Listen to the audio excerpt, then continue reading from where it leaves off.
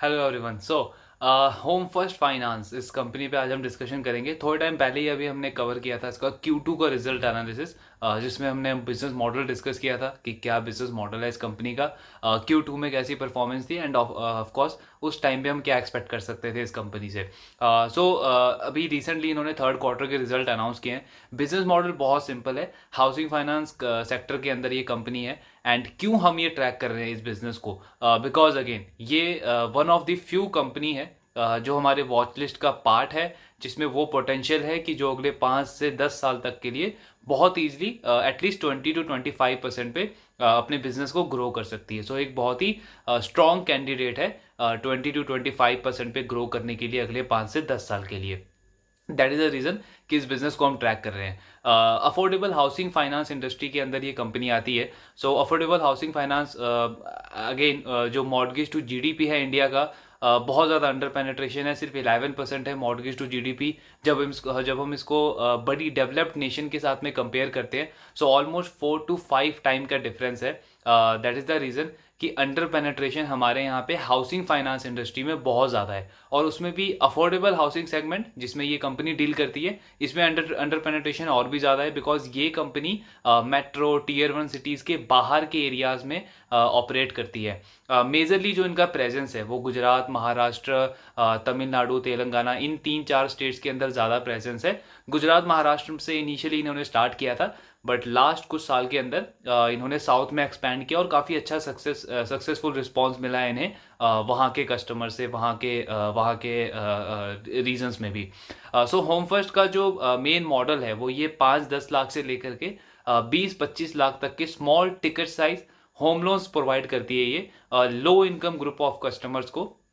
Customers की quality again बहुत ज़्यादा अच्छी नहीं होती है, जिनको बैंक्स या बड़ी बड़ी एनबीएफसी टारगेट नहीं कर पाती है, उन्हीं कस्टमर्स को ये लोन देते हैं। एनुअल हाउस होल्ड इनकम अगर हम देखते हैं इनके इनके टारगेट कस्टमर की, तो वो ऑलमोस्ट 6 लाख तक होती है। Annual house hold income 6 lakh से भी कम, मैक्सिमम 6 लाख तक होती है। एंड अनलाइक बड़े बैंक्स या एनबीएफसी की तरह ये बेसिकली लोन अंडर राइटिंग के लिए एक हाउस होल्ड के जितने भी सोर्सेस ऑफ इनकम होते हैं उन सबको कंसिडर करती है। जैसे यूजुअली बैंक्स के केस में क्या होता है कि अगर आपकी सैलरी इनकम है तो वो सिर्फ आपकी सैलरी वाले पार्ट से जो इनकम आता है उसी को कंसिडर करेंगे लोन अंडर राइटिंग के लिए।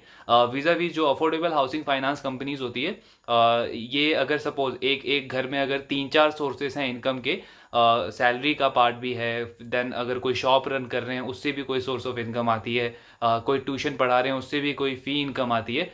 उन सारे सोर्सेज को ये कंसिडर करते हैं लोन अंडर राइटिंग के लिए। दैट इज द रीजन इनका इनका प्राइमरी टारगेट कस्टमर सेगमेंट ही वही होता है जिनको बैंक्स या एनबीएफसी सर्व नहीं कर पाते हैं। ये ओवरऑल मॉडल है इनका। नाउ अब अगर हम इनका इस क्वार्टर का रिजल्ट देखते हैं तो रिजल्ट काफ़ी अच्छा है। अगेन फिर से 34% की ग्रोथ आई है इनके लोन बुक में, AUM में, और इनका जो ओवरऑल लोन बुक है वो अब 9,000 करोड़ को क्रॉस कर चुका है। 9,000 करोड़ से भी ज़्यादा का लोन बुक है।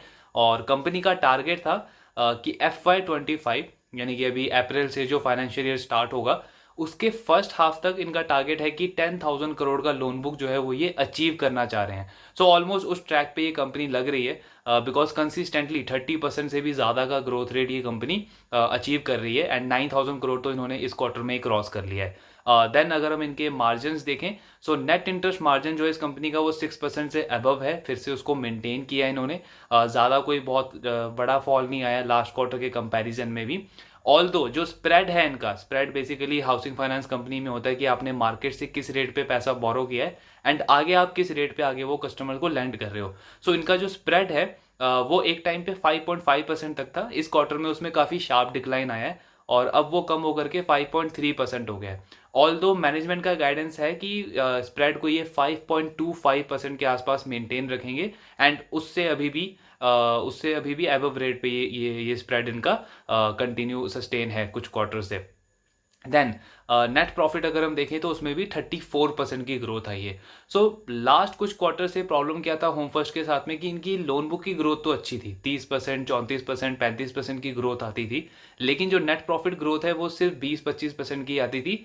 रीज़न बिकॉज ये एक्सपैंड कर रहे थे, नए नए जोग्राफीज़ में ब्रांचेस ओपन कर रहे थे, देन एम्प्लॉयज़ हायर कर रहे थे, टेक्नोलॉजी वहाँ पे इंटीग्रेट कर रहे थे, तो इन सारी चीज़ों की वजह से कॉस्ट काफ़ी ज़्यादा थी।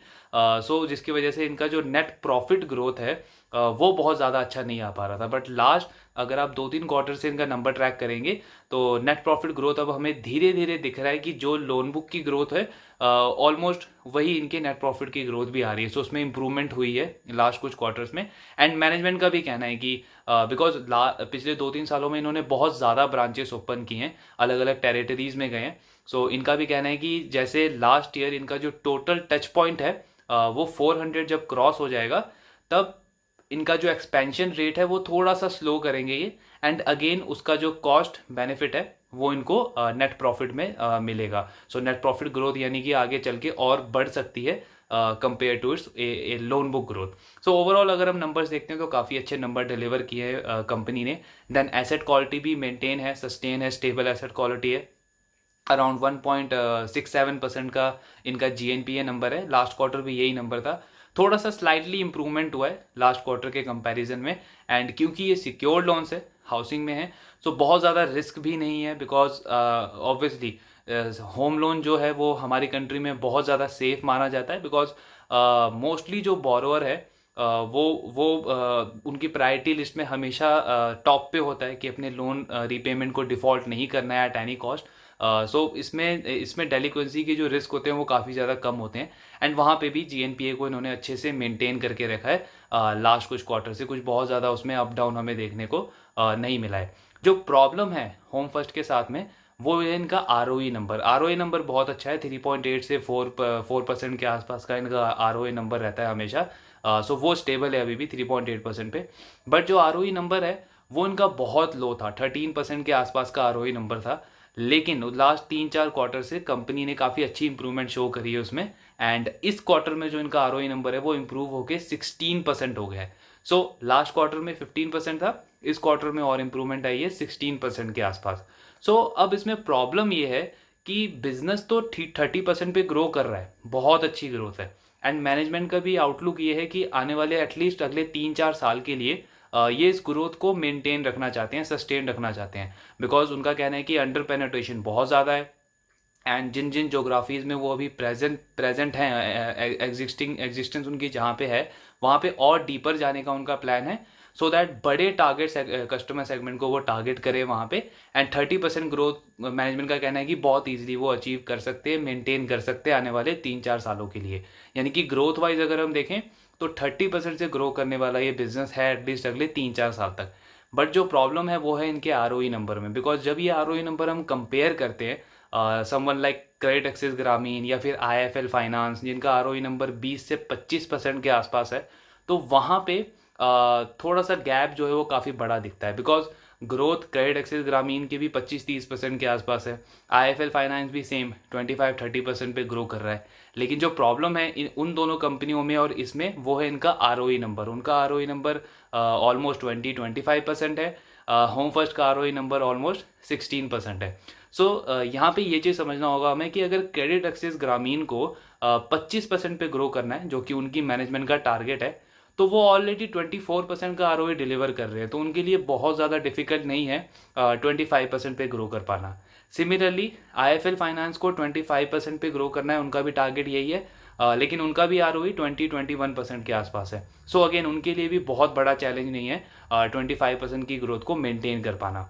लेकिन जब हम होम फर्स्ट फाइनेंस को देखते हैं सो इनका टारगेट है 30%, करंट ग्रोथ तो उससे भी ज़्यादा है, लेकिन जो ROE का नंबर है वो सिर्फ 15-16% है। सो इनकी डिपेंडेंसी मार्केट के ऊपर बहुत ज़्यादा है compare to these other 2 players. So इसीलिए ये जो प्राइस टू बुक इनका 4 या 4.5 के आसपास है वो थोड़ा सा ज़्यादा लगता है जब हम उसको कंपेयर करते हैं बाकी NBFCs के साथ में। अच्छी चीज़ ये है कि ये इम्प्रूव हो रहा है, 13% से 16% तक आया है। सो ये ROE नंबर जब इनका एटलीस्ट 18-20% के रेंज में भी आ जाएगा तो भी आई वुड फील कि बहुत ज़्यादा कंफर्टेबल लेवल पे वो ROE नंबर आ जाएगा। बिकॉज 20% का ROE और 30% का ग्रोथ एक बहुत अच्छा मॉडल बनता है ये होम फर्स्ट फाइनेंस का। एंड ऑब्वियसली आउटलुक तो बहुत स्ट्रॉन्ग है ही पूरे सेक्टर का, पूरे इंडस्ट्री का। सो होम फर्स्ट का जो हमें ट्रैक करना है ग्रोथ इनकी कांस्टेंट है। लास्ट में 2 साल से इस कंपनी को ट्रैक कर रहा हूँ, सो कंसिस्टेंटली ये 30% के आसपास ग्रो कर रहे हैं। एक जो प्रॉफिट ग्रोथ इनका थोड़ा सा प्रॉब्लम था बीच में, उसमें भी अब धीरे धीरे इंप्रूवमेंट आई है एंड प्रॉफिट ग्रोथ नंबर भी इनका 30% के आसपास है। इशू सिर्फ इनके ROE नंबर के साथ में है। ROE जब इनका 18-20% के आसपास आ जाएगा, तो ये एक बहुत अच्छा कैंडिडेट हो जाएगा जो मार्केट से प्रीमियम वैल्यूएशन डिमांड कर सकता है, जहाँ पे हम बात कर सकते हैं कि हाँ 5 का प्राइस टू बुक भी या 4.5 का प्राइस टू बुक भी बहुत ज़्यादा महंगा नहीं है इस NBFC के लिए, इस हाउसिंग फाइनेंस कंपनी के लिए। सो देखते हैं अभी मैनेजमेंट इस कॉन कॉल में क्या कहती है, उस पर थोड़ी सी और क्लैरिटी आएगी कॉन कॉल के बाद में। ओवरऑल रिजल्ट काफ़ी अच्छे हैं, अगेन एसेट क्वालिटी के नंबर्स भी स्टेबल हैं। सो ये ओवरऑल एनालिसिस है, बाकी हम ट्रैक करेंगे अगले क्वार्टर में। So let me know in the comment box जो भी आपके डाउट हो इस कंपनी को लेकर के। Thank you very much.